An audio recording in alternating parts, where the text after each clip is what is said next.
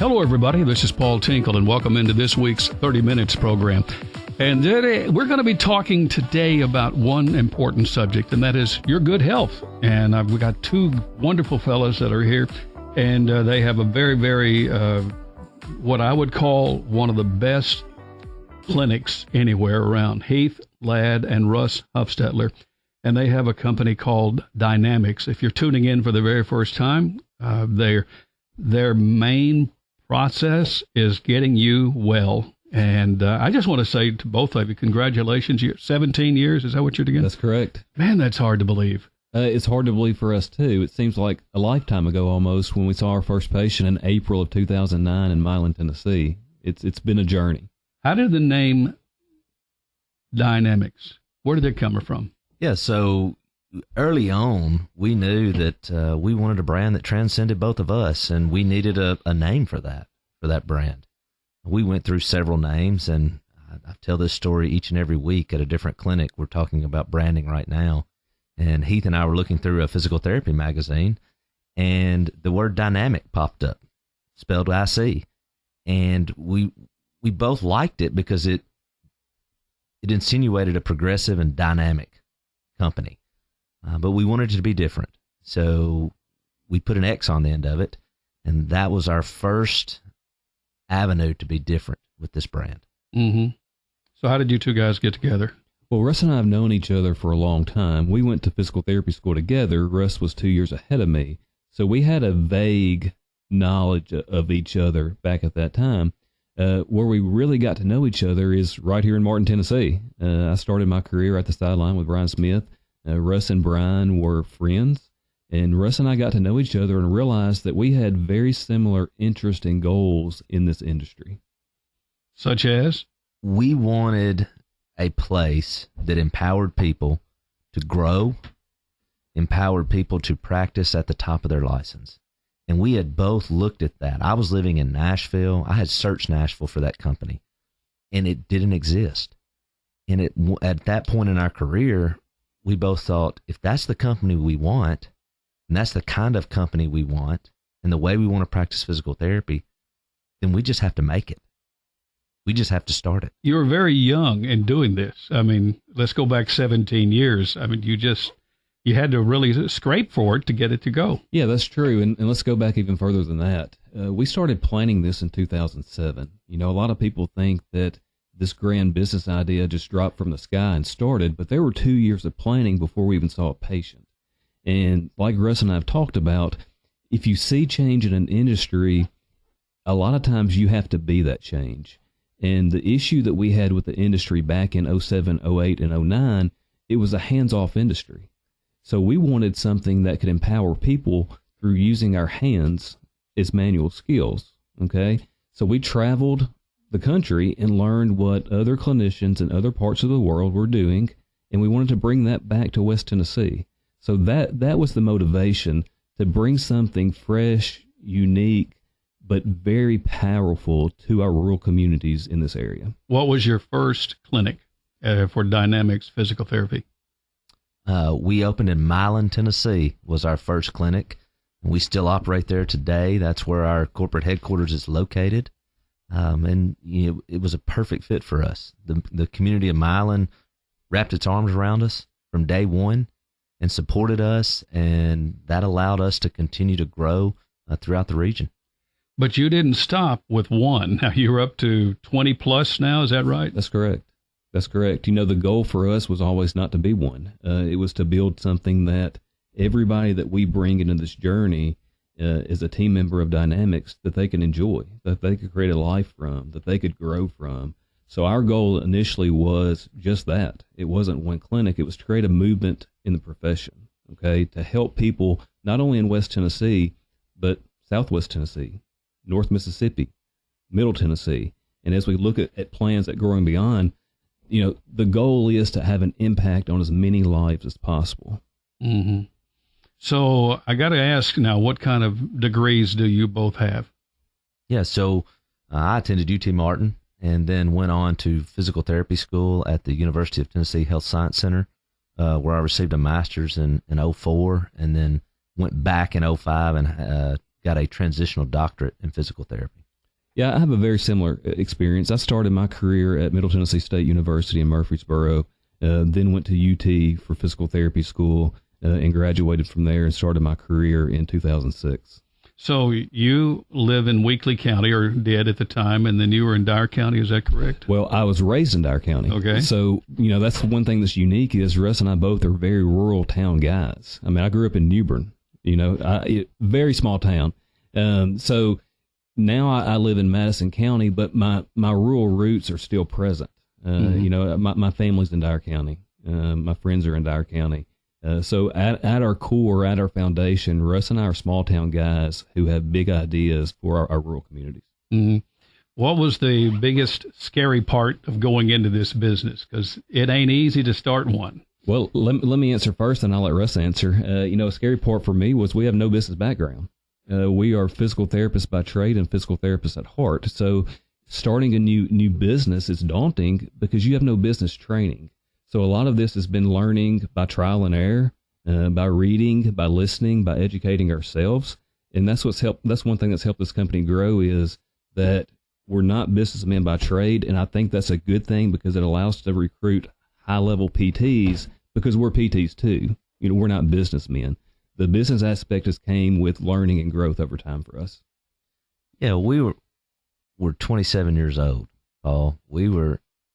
I like to say, just young enough and dumb enough to think we could do it. The healthcare business is hard, but we didn't know how hard it was. We just had a passion for helping people. And we felt like if we helped people, it would all work out. And that's what we've done. To start a business, it's not easy. You just talked a little bit about this, but you had to gather a team and a bigger team and a bigger team as you began to grow. Yeah, the first thing you do in almost any business, you hire people you know. You hire people you trust. You hire friends, family.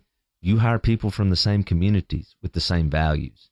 That was very important to us, was we wanted people with the same values as us. And so the first 10 or 15, those are people that are willing to take a risk on you. And those people are usually family, close friends. They take the risk along with you. And that's what we did. And those people, most of those people are still with us today. Your name is pretty well known in Obion and Weakley County. Do you ever get mixed up with some of those other Huffstetlers? Oh, of course I do. My celebrity cousin, Randy. I'm known as Randy's cousin. Oh, are you Randy's brother? No, I'm his cousin. So that's my claim to fame. I'm Randy's cousin.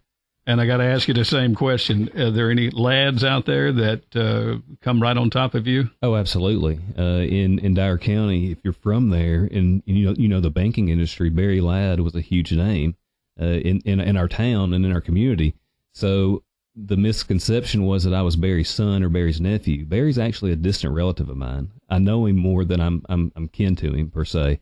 So yeah, that always got misconstrued and confused. But again, Barry's a great man, and it was an honor to get that mixed up with him. If you've just joined us, we're talking with Heath Ladd and Russ Huffstetler, and what we're talking about is Dynamix Physical Therapy and how they got started and what they're doing in the world today. And we're going to come back to that in just a couple of moments.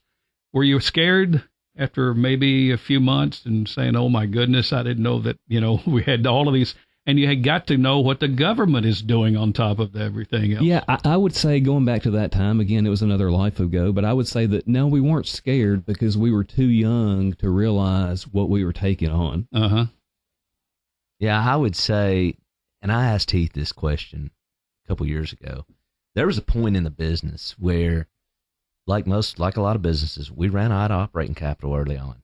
And our billing company that we were using went belly up. And for lack of better words, we were broke. However, I asked Heath, I said, Heath, did you ever feel broke in that time? And he said, no, not really. And I think it was because ultimately we knew by what people were telling us that we were treating. You guys are helping me like no one else has. This place is great. That was our payment in the early days. That was all the payment we needed to know that we could succeed. What's changed in the last 17 years? Is it insurance issues, or is it things that new equipment that you're having to deal with and getting closer to the doctors whenever they send a patient to you? I would say that everything has changed, but at the same time, it remains the same. When we talk about changes, there's been a ton of changes in healthcare over the past 17 years. There's been a ton of, for example, when Russ and I opened, we wrote documentation by hand. Now we do it by AI. So in 17 years, it's changed that much. And when you look at insurance and reimbursement, that's always been an issue, and it still is to this day, too. I would agree. Everything has changed, but one thing has remained constant. If you take good care of people, everything works out. Yeah, absolutely. That's the one thing that has not changed from this company since day one. Yeah. I like to tell people in our company, the worst thing you can do in healthcare is be mediocre. If you are willing to be mediocre, please don't be in healthcare. Please don't be taking care of someone and helping them with one of their most valuable resources, which is their health. We can't be mediocre, and as long as we are not, we will continue to succeed as a business. Define physical therapy. So physical therapy is the science of movement. Okay, so physical therapists are able to analyze movements across each joint in the body, which, as you know, we have a lot of joints. Okay, and it's the ability to analyze those joints and tell why they're not moving correctly or if they are moving correctly. So we assess different structures for that. You've got muscles and tendons and ligaments and bone, all that can play a role in joint mechanics and joint movement. So a physical therapist really is a movement expert. I know the misconception is that, PTs do massage, PTs do ultrasound, or PTs hurt me, per se. That's something I've heard a lot. But at its core, we are experts on human movement and human anatomy.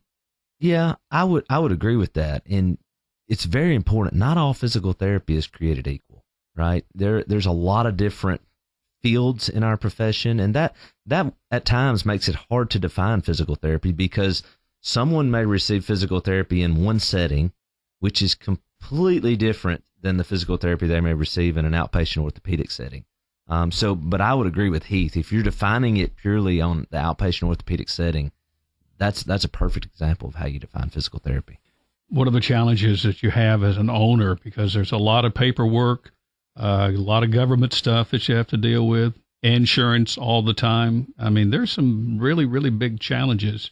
Yeah, I think the biggest challenge is recruiting and hiring and retaining people that are like minds to you that help the company grow. And what you have to do is you have to create an environment where people that join this team feel like there's opportunity, there's growth, and there's learning along the way. So it can't be all about you, and it's not. It's about the company. Like Russ said earlier, we wanted to build a company that transcended Heath and Russ. And at this point, 17 years later, it's not about Heath and Russ. Our job is to serve our people that serve the customers on the front line and make them better. That is my role now.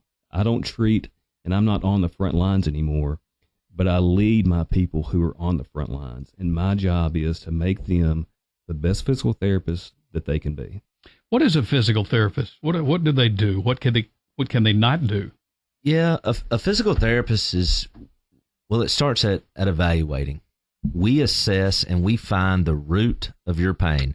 So if your ankle hurts, for example, what is the root of that ankle pain? Is it your knee? Is it your hip? Is it in your ankle? So that's the first step of a physical therapist, is to assess your movement and find the root of your pain. We at Dynamix, we don't just treat the pain. There's a lot of places out there that might just treat symptoms, but we find the root. That is the goal of a physical therapist, and should be, is to determine where that pain is coming from and fix it. Let me just get a little bit broad here.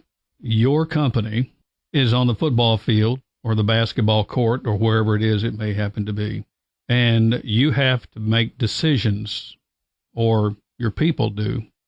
In the old days, there weren't any of guys like you. Mm-hmm.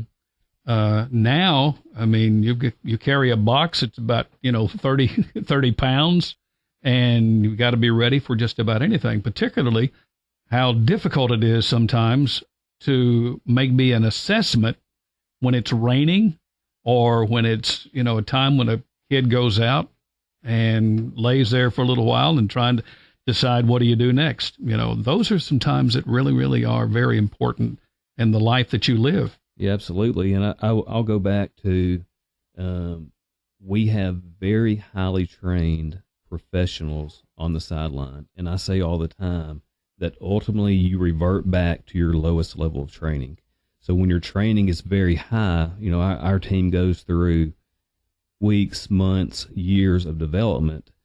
Their training is so high that if they do revert back to their lowest level, that's a very high level of training still. So we have ultimate confidence in our trainers, our PTs, anybody who is ever on a sideline, because we know the level they've been trained, and we know that level is going to take great care of those kids and give those parents confidence and security that they have a professional on the sideline. Yeah, the security part, that's the awesome part about the sports medicine coverage.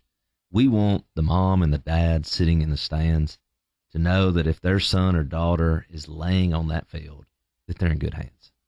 We want them to feel secure that it's okay. Dynamix is down there. They will take care of them, and they will tell me what I need to know. We've had some really, really bad situations, and I think it took place Greenfield, South Fulton ball game, and I'm sure he'd be okay. Oh, absolutely. I've listened to Blake Rodehaver's testimony. I go to church with Blake, and so every time I see him, it's a reminder of, man, I'm glad we were there. And there were other people that were there that came out of the stands to help. But those are the incidents that we don't talk about them enough. Paul, at that point, both South Fulton and Greenfield, the whole stadium came together and prayed together, and we still need to be talking about that. We don't need to forget those moments and forget what can happen and how precious the life of these children are. Yeah, I think it goes back to, when you're covering sporting events, you have to realize that anything can happen, and at some point it will.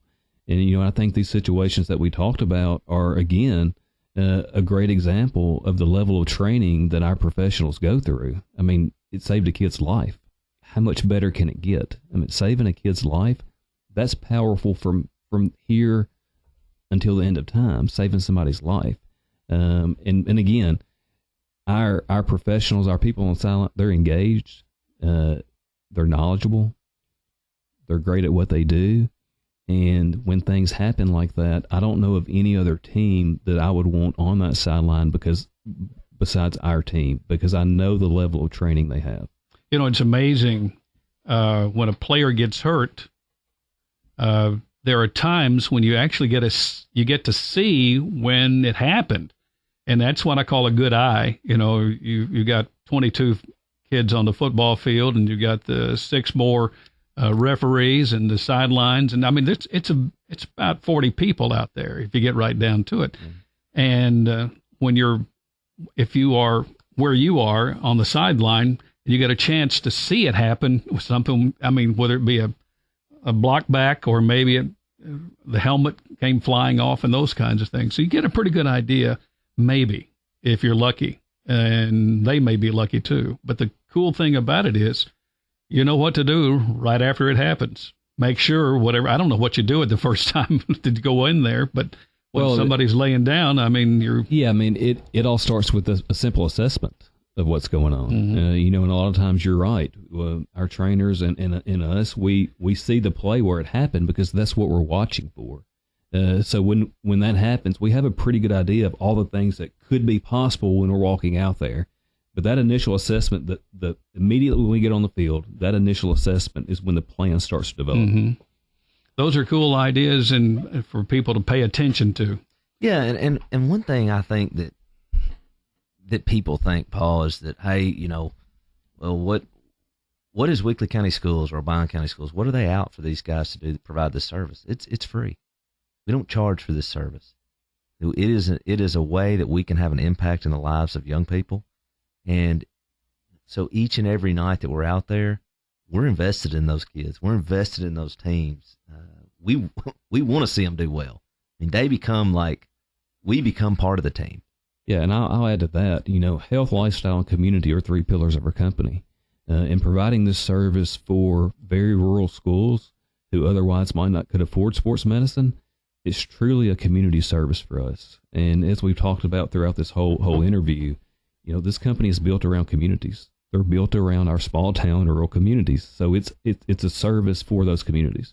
Let me take a little dive here for a second. Heath Ladd and Russ Huffstetler with me right now. We got about 10 minutes to go on our program today. Let's talk about people that are 65, 70, 75, 80. I mean, those are people that need help, and they got to go see somebody, and that's why you're here. Yeah, my first message to them that it's not too late. It's not too late to gain control of your health. Okay. But it starts with action, and that's choosing the right provider. That's getting with somebody who is an advocate for your health, that has knowledge on how to, quote, fix whatever problem that you have. And again, we're talking about health span. The goal is to improve the healthy years of somebody's life. Lifespan is something that we've talked about for so long, but you can have a lifespan in a nursing home, and nobody wants that. Everybody wants health, okay? And how do we improve the health span of somebody that's 65 in the same way that we would improve it somebody that's 15? So I think the message is that whatever age you are and whatever phase of your health that you're in, it's never too late to take action. Mm-hmm. Yeah, and so we have specific programs that are tailored to that population, and we've got one coming up mid-October, Heath. That's correct. Right? That's correct. It's called the MOVE program, where essentially we get you movement. Like Heath mentioned earlier, what is a physical therapist? They're an expert in movement. So what better way to assist that population than to simply get them moving? We all know that movement is medicine. I have a good friend, and he's been in your clinic for a number of, we won't say how long, but it's been a while, and he's back home. And I'll tell you, our listeners, and he wouldn't mind at all, my dear friend, Coach Gwen Wood, and there's a perfect example of getting back on your feet. And those are the kinds of things that, there are times that you have to have a roller, or maybe you can do it with a cane, or maybe you now don't have to worry about it. But there are people that can rehab quickly if they follow the rules. And the rules, when you're coming in and going out and you go to the house, you got to do what you guys say, or it's not going to work as well. Yeah, and let me just speak to our rules, okay? Our rules is that you're going to receive a customized plan for you. It's not a cookbook approach for everybody. So if you're sitting here thinking, my health is awful, I don't know how to move, I'm going to go to physical therapy and they're going to kill me, which is the stereotype, just know that we're going to meet you where you are, okay? Everything's going to be customized to your personal health, to your injury history, and to your goals going forward.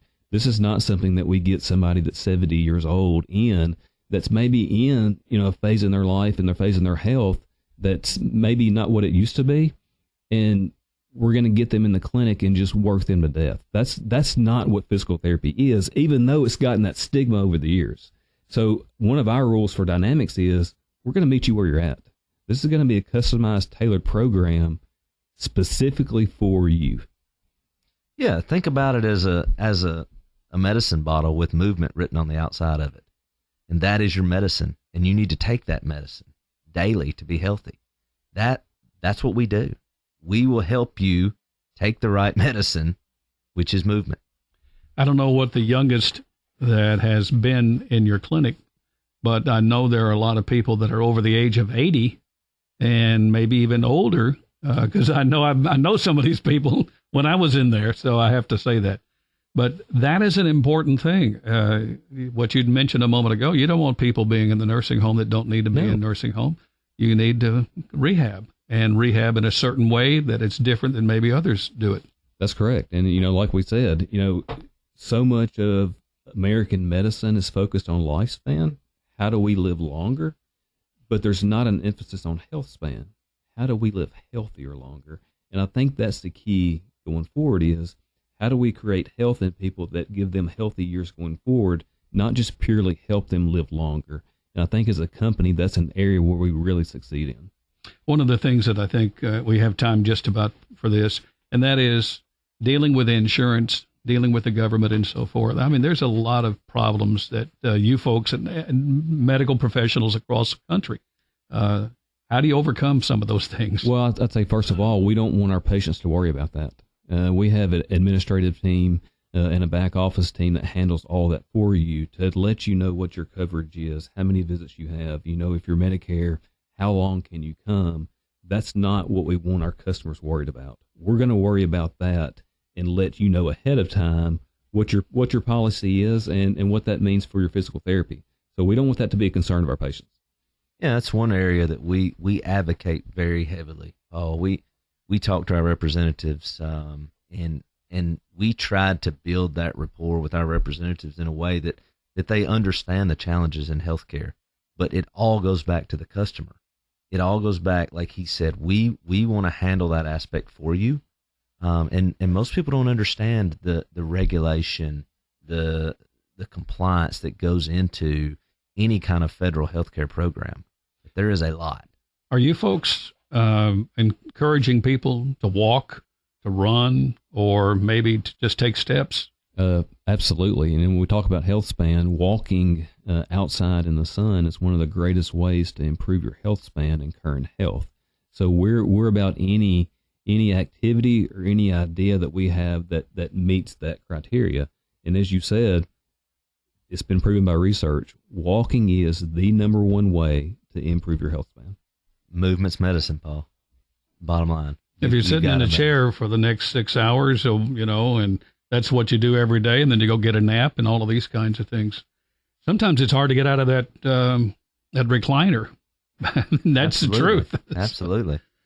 So, you don't want to be coming, because you can't get up. You want to be able to get up so you can go. So did I say that correctly? Yeah, you said that correctly, and I think it goes back to meeting people where they are. Not having any unreal expectations about somebody coming in, but we want to meet them at where they're at in their health journey. Final question on this. How many clinics do you have now? We're at 20. And can you name them all, or is that too tough on two guys? Yeah, we can probably get through them. You got about a minute. Well, we started in Milan. We're in Trenton, Humboldt, Brownsville, Greenfield, Camden, Huntington, Martin, Union City, Dyersburg, Covington, Millington, Somerville, Arlington. Did I say Union City already? Mm-hmm. We're in Paris, McKenzie, Corinth, Mississippi, Centerville, Tennessee. Yeah. We should be getting close there. Okay. Did we miss one? I don't know. South Jackson, North Jackson. I think that's 20 right there. Yeah. So let me give you the last word. One piece of advice from one of you. What do you want people to do besides walk? That's it. So I want people to, as you said, walk. I want people to start monitoring their sleep. I want people to get educated on what a whole foods diet can do for their life and for their health. Because, like it or not, we're in this American diet of processed foods, and we all know that it's not good for us. Most people don't even know how to eat healthy. And we want people to get sunlight. Those are the 4 pillars of health span. And then you add physical therapy on the back end of that to address any needs that are current. Okay, while educating on pillars of health where people can empower people and take control of their lives. Hope you've enjoyed our program today. Heath Ladd, Russ Huffstetler, Paul Tinkle. It has been a privilege to have these two fellows here with us and helping people to get well. Thanks so much, gentlemen. Appreciate it. Thank you, Paul. Thank you, Paul. You've been listening to 30 Minutes, a community affairs program on Thunderbolt Radio. You can listen to this broadcast and others anytime by visiting thunderboltradio.com and following the Thunderbolt Radio and Digital YouTube page. Thanks for listening.